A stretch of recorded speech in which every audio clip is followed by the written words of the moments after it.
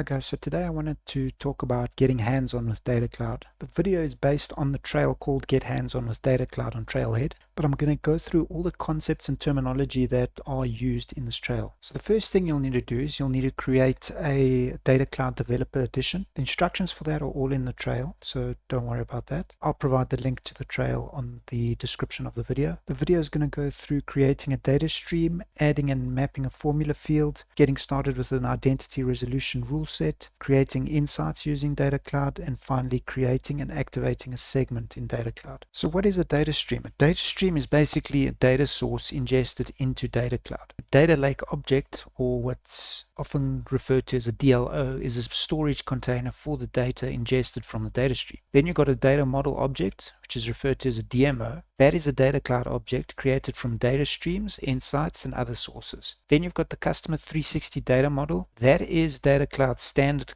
canonical data model, and data is ingested into Data Cloud and mapped to DMOs found in the Customer 360 data model. So think of it as standard fields that Salesforce knows that you're going to have that you need to import into Data Cloud. Then you've got what's called a starter data bundle, and that is a Salesforce defined data stream that includes mapping to the Data Cloud DMO structure. So let's start the first step of creating a data stream. Before you can ingest data into the Data Cloud, an admin needs to configure any data source that you'd like to connect to. The data sources can be other Salesforce orgs, Marketing Cloud, external platforms, CSVs, and many more. So the first thing we're going to do is we're going to go to the app launcher and search for Data Cloud and click on Data Cloud. We're going to click Data Streams and click New. So in this project, we're going to connect to another Salesforce org. And for this project, we've already connected a Service Cloud org to your developer org. So we're going to click Salesforce CRM and we're going to click Next. The Salesforce org is pre-selected and you'll see available data bundles. Click on Sales, Data Bundle, and click Next. Now you'll notice on the next screen that the default data space is pre-selected and all the fields included in the bundle are listed. Leave the selections as they are. There'll be objects for account, contact, and lead. Click Next, and on the next screen, click Deploy. 3 new data streams will be created for account, lead, and contact. These may take a few moments to process. Once complete, you'll see 3 data streams on your Data Streams tab and the data stream status. So what you've actually created is 3 data streams from another org. Now the benefit of a starter data bundle is that they are pre-mapped to the Customer 360 data model and can be customized to meet your business needs. When you create a Data Cloud data stream, you can choose to generate more fields called formula fields. These optional fields are helpful when you want to configure data to standardize formatting, add keys to help join and map data, or add flags for data that meets criteria. For example, to see if somebody has a birthday before 1991. So let's create a formula field. So we're going to create a formula field in the lead data stream. In the lead data stream record, we're going to click New Formula Field. For a field label, we're going to use is US based, the API name or autofill. We're going to choose a formula return type of text, and we're going to add the following transformation formula, which basically returns true if the country of the lead is USA or United States, and false in any other case. We can also validate the formula by typing in Japan and saying test, output is false, which is correct, or we can type in USA and click test, output is true, and that is correct. Click save when you're happy with the formula. And that's how we create a data stream and add a custom formula to one of those data streams. Data Cloud has a lot of cool capabilities, and to use these, you first need to map your ingested data to DMOs, data model objects, which we mentioned earlier. When using standard data bundles like we're doing in this project, some of the standard data objects are pre-mapped. Since we added a custom formula field, that field needs to be manually mapped to the Customer 360 data model. So we're going to map that unmapped field. So on the same data stream, the lead home data stream, we're going to click review under the data mapping section. On the left-hand side of the screen, you'll see the data lake objects, which you mentioned earlier. These are the objects that the data streams feed data into. On the other side are the searchable DMOs, the data model objects. You can search the fields on either side. On the data model object side, we need to create a new DMO field and then map it to our new formula field. So under data model entities, we're going to scroll down to the lead DMO. We expand the unmapped section and we're going to click add new field. We're going to name the field the same as we added for the formula field. We're going to call it is US based, and we're going to also make it text. Then click save. Now under the data lake objects, we're going to search for the same field. Then we're going to select is US based under the data lake objects. On the other side, we're going to select the new field which we just created under the data model object. That's going to be under the unmapped section of the lead data model object. Select that new field which is created. Once a line is connected between the two fields, the data lake object field and the data model object field, click Save. Let's map some other fields that haven't been mapped yet. So let's search for industry under lead home data stream, and we're going to link it to the same field on the data model object. Again, let's click Save when a line is drawn between the two. Let's map the phone number from lead. You'll see it's already mapped to the telephone number on contact, but we also need to map it to the E164 formatted phone number. So let's do that. Again, a line is connected between the two. One field from the data lake object is mapped to two fields on the data model object. Once that's done, click Save and close. So in order to prep to Unify profiles with identity resolution, some additional fields are required to be mapped. From the data stream section, let's click the contact home data stream. Again, we're going to click review under data mapping for the contact home data stream. We're going to map the business phone field from the contact home DLO to the formatted E164 phone number under the contact point phone DMO. So let's first select business phone and find the formatted E164 phone number. So you'll see again business phone is linked to two fields on the data model object. Again, we click Save and close for the contact home data stream, the mapping that is. Then we go back to our data stream window. We open the account home data stream. We're going to review the mappings for that too. We're going to map the account ID to the party under the contact point address entity, and similarly we're going to do account ID to the party under the contact point phone data model object. Then we're going to map account phone to the formatted E164 phone number under the contact point phone entity. And you can see that the line is now connected. Once that's done, again, click Save and Close to save the mapping for account home's data stream. And that's how we've created data streams, and we've created a new formula field on the lead data lake object, and we've then mapped it to a new field on the data model object. We also mapped a few other fields that hadn't been mapped yet, and we did some more mapping for preparation for the identity resolution, which we'll cover later. So the next step will be to create an identity resolution rule set, but we first need to understand what that is exactly. It's basically a rule set that guides the unification of data from your source. One must understand that data can arrive from a lot of different places, and identity resolution harmonizes the information ingested from all of your data streams, allowing you to consolidate that data in one unified profile. That ensures that you're always in control of how you connect the data without having to worry about whether you accidentally contact the same customer 3 times. To take advantage of identity resolution, though, you need to first define the rules that Data Cloud uses to determine which records match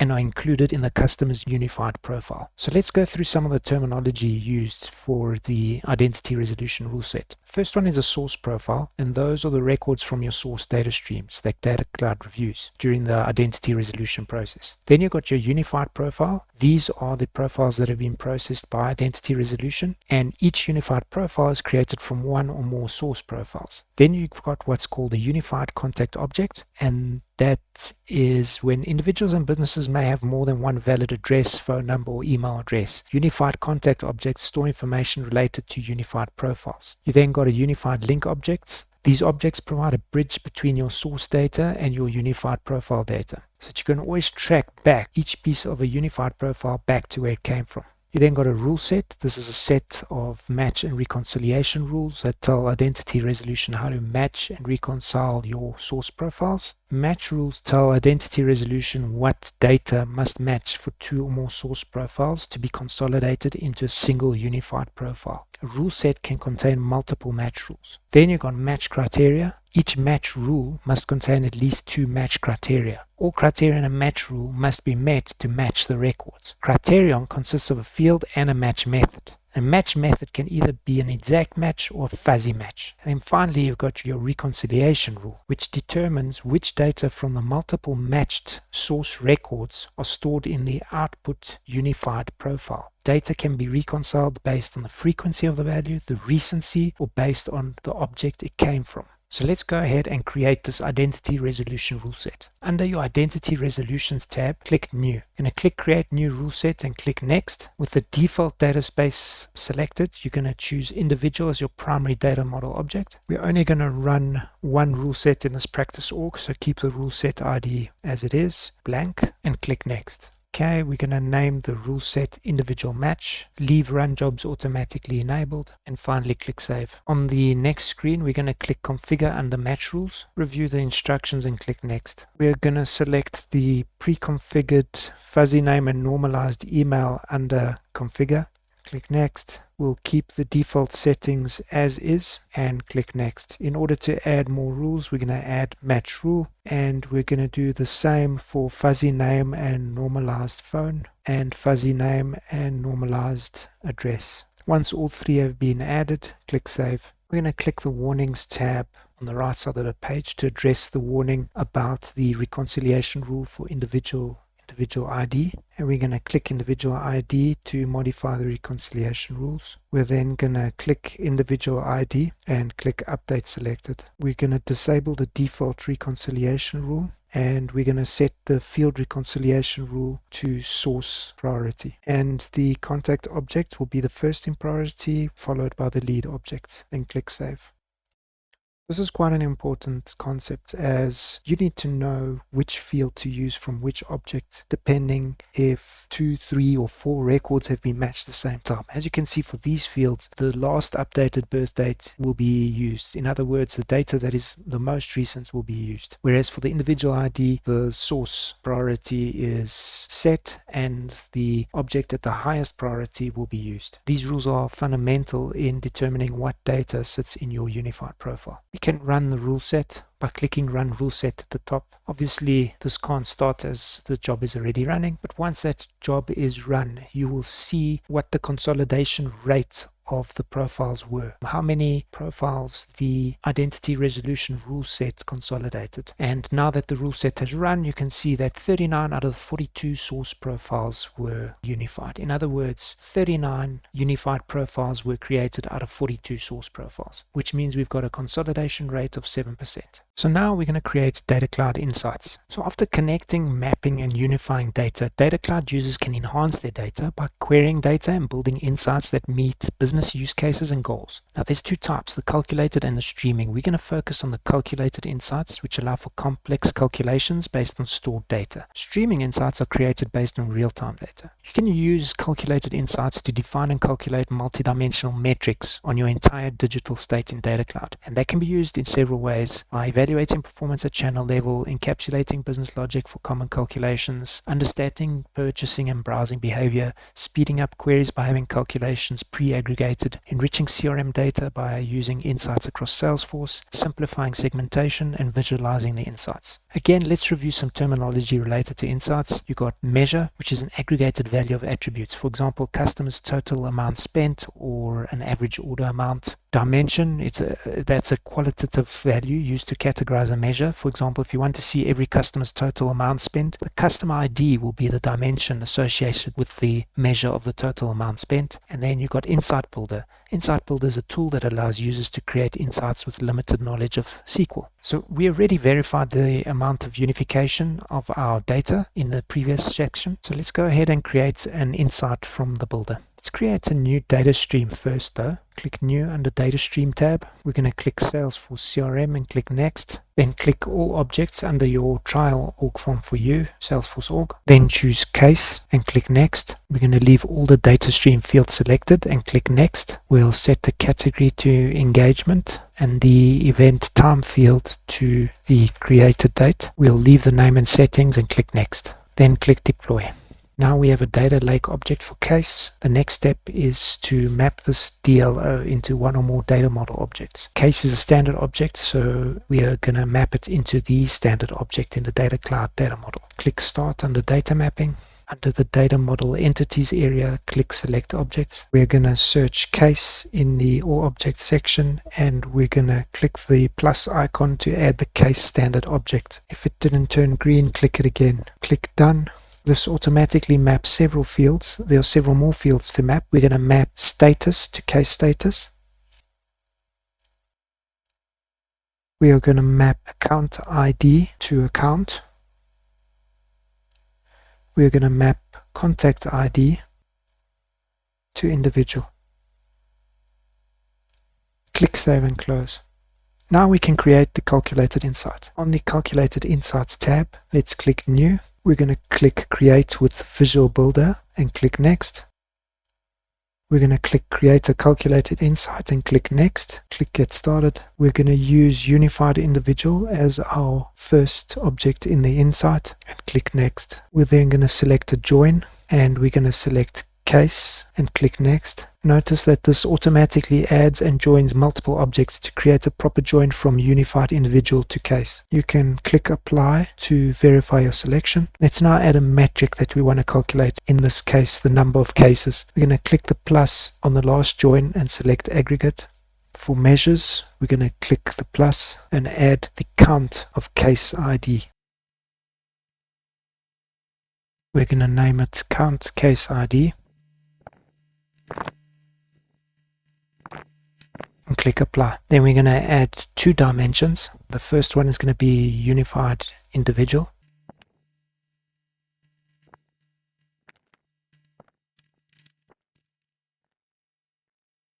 We're going to add another one for Case Status and call it Case Status.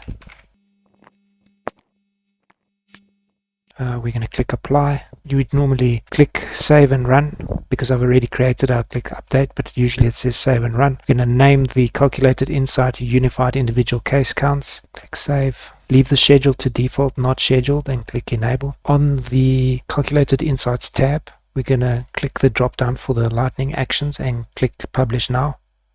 Okay, and as you can see, we've started a new execution of the Calculated Insight. You'll see that there'll be a status of pending and then processing. You'll need to wait for it to be available. When it is available, the run status will move from processing to active. By creating this Calculated Insight with a join and an aggregate, you've defined complex metrics to enrich your data. Calculated Insights can be used to define segment criteria and personalization attributes for activation using metrics, dimensions, and filters. These can then be used to build segments or even clean data before you segment. Last but not least, we can actually view our insights by clicking on the Data Explorer. You'll need to select the appropriate object, which is the Calculated Insight, and the one we created called Unified Individual Case Counts. When you select that, you'll actually see your insights available. And as you can see, we created these dimensions of case status and unified individual, and that is the metric, which is an aggregate of the count of the cases by ID. So the last step in this series about Data Cloud is going to be about segmentation and activation. And the benefits of this is that when you're surrounded by a wealth of data, how are we going to narrow our focus on a specific group? This part guides us through the process of crafting a segment filter within Data Cloud, enabling you to comprehend, target, and engage your customer base with precision.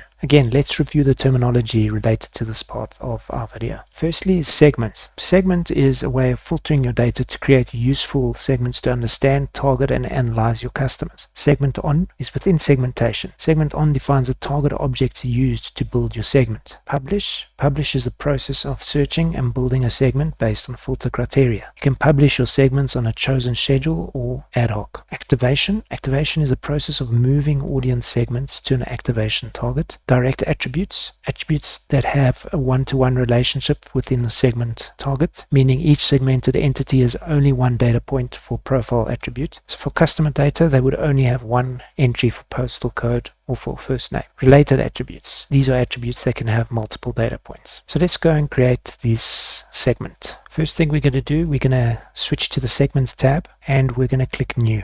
We're going to stick to using a visual builder and stick to a standard segment type and click Next. The data space will remain default and we're going to select the Unified Individual segment on. We're going to name our segment name No Zip Code and we're going to click Next. We're going to stick to standard publish, which means we're only using the last 2 years of engagement data in the segmentation rules and publish to any activation target. On the publish schedule, we choose not to refresh. We do have an option to refresh every 12 or 24 hours and we're going to click Save. Once we've clicked Save, we are going to expand related attributes, click Lead and find the IsUS based attribute that we created and drag it to the canvas. From the measurement drop down, we're going to select count at least 1. From the operator drop down for the is US based attribute, we're going to say is equal to true and click done. Next, we're going to search postal code attribute from lead, drag that to the canvas 2. From the measurement drop down, we're going to use count at least 1 again. From the next operator drop down, we're going to select has no value, click done. Then we're going to click save. When we click save, recounts gets restarted, and you'll see the segment population gets calculated. When the number is refreshed, click done, and we've now created a filtered segment for a group of US-based leads who don't have a zip code. Now you can create tasks for sales reps to obtain this missing data. After you create a segment in Data Cloud, you can publish a segment to an activation target. Activation is a process that publishes a segment to activation platforms. An activation target is used to store authentication and authorization information for a given activation platform. These targets could include Marketing Cloud, Data Cloud, B2C Commerce, Amazon Ads, Google Audience Insights, and many more. So let's create an activation target by clicking on the activation target pane and clicking new. We're going to choose Data Cloud as a Salesforce target, and we're going to name it Data Cloud Segments. We're going to select the default data space and click save. Now that you have a target established, which is the where, you can activate your segment, the what. In this case, you want to add data about US-based customers who don't have a zip code back into a Data Cloud object. To see the content of your segment in Data Cloud, you need to activate it to the target selected. Go to the Activations tab, click New. For segment, choose the no zip code segment. Select Data Cloud Segments as your activation target. For activation membership, we're going to select Unified Individual. Click Continue. Next to Email, click Select, and then click Next. We're then going to click Add Attributes. Under Direct Attributes, under Unified Individual, we are going to add last name. We're then going to click Save. We're going to review the summary, and we're going to click Next. We're going to name the activation no zip code, and we're going to confirm that the increment or refresh is selected. Click Save. When a segment is published to the Data Cloud activation target, the audience DMO is updated with the activated records. While it can take some time to process to view these records, let's go to the Data Explorer tab and select the corresponding audience DMO. It's also good to know that the segments activated to the Data Cloud can be retrieved using the Query API. And that's the end of the 4-part hands-on journey about Data Cloud. We've covered key concepts, and they've taken us through some key features of Data Cloud. Firstly, connecting, bringing in data into Data Cloud using data streams, harmonizing, transforming data using formulas, mapping object fields to connect them to canonical Customer 360 data models, creating identity resolution rulesets to create unified profiles, and then acting on that data. Querying your data and creating actionable insights to identify customer case count, segmenting the unified profile data to learn more about missing data, and activating your segment back to Data Cloud to take action based on that missing data. If you liked this video, please like and subscribe to the channel for future updates.